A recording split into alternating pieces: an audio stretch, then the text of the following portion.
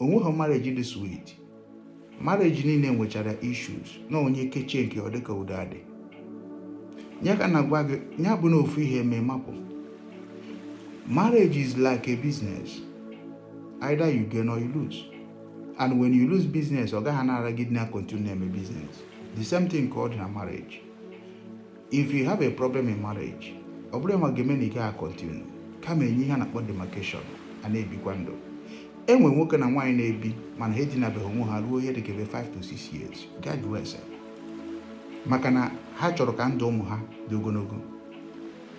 O nwere mgbe ụmụaka na-etonite na-ajụ mama gịnị mere na gị na papa anaghị emezu otu eme ụta, gịnị kpatara?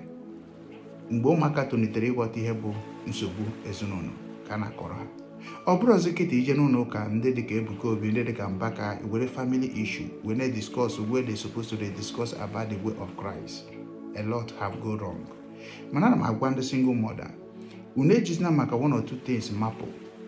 Maka na unu mapụ, unu egbugo the career of their children.